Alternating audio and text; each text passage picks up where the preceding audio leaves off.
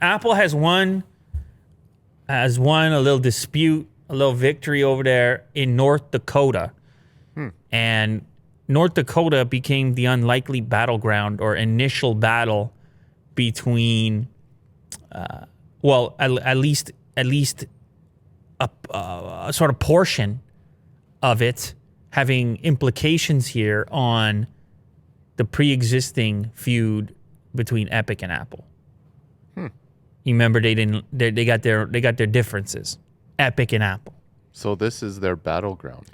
It's weird that it ended up in North Dakota because you're sitting there saying, what does North Dakota have to do with this? And I'm still trying to figure that. No, I'm just.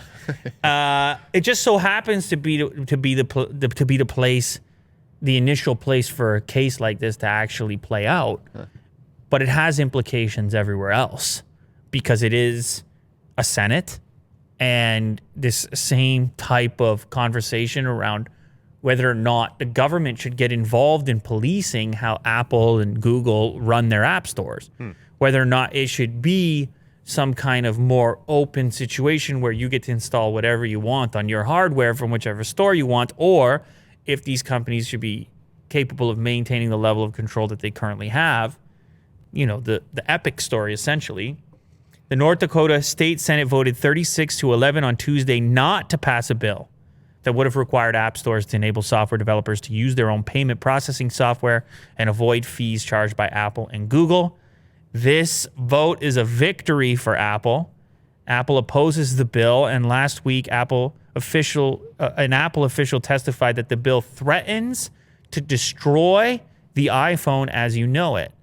And so Epic is in there saying, look, Epic and others, for the record, they're saying, look, we feel like this is, they got too much control. We want the opportunity here to kind of control a little bit more of the experience for our customers. And if you remember the original Fortnite stuff, the situation there was to try to pass savings on to the customers that Apple, because Apple takes a chunk, man. It's 30 points. Yep. And so they've been pushing, and it's been an ongoing battle. But this is bad news for them because the vote comes through, and they say, look, Apple's doing more than just collecting your funds here. They're maintaining an app store that they consider to be safe. And the officials from Apple say, hey, this is our hardware, and if we're not in control of what exists on the store shelves, then that will be like, this is the analogy they use here. It would be like if you had a grocery store, and you had no control over what people were putting on your shelves. That's the analogy they use, which works well in a courtroom or at a hearing. Yeah. Because you can imagine it. It adds texture to it. So you can imagine you're the shop owner. You say, yeah, you can't put that nasty stuff on my shelf. That might be unsafe. The whole aisle of cigarettes. I don't want that. Yeah, it might be something like that. So anyway, they're not done yet. This is just North Dakota. And many people in the Senate there in North Dakota were like, don't have your battles over here. They were like, we don't have enough hangar space for all your private jets to come into North Dakota and have your beef over here. Go do it in California or somewhere else.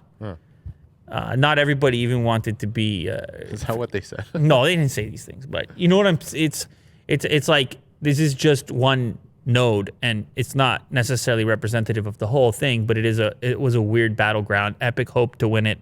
It looks like Apple has won this round. Remains to be seen what's going to happen on a national level or as their disagreement progresses. But anyway,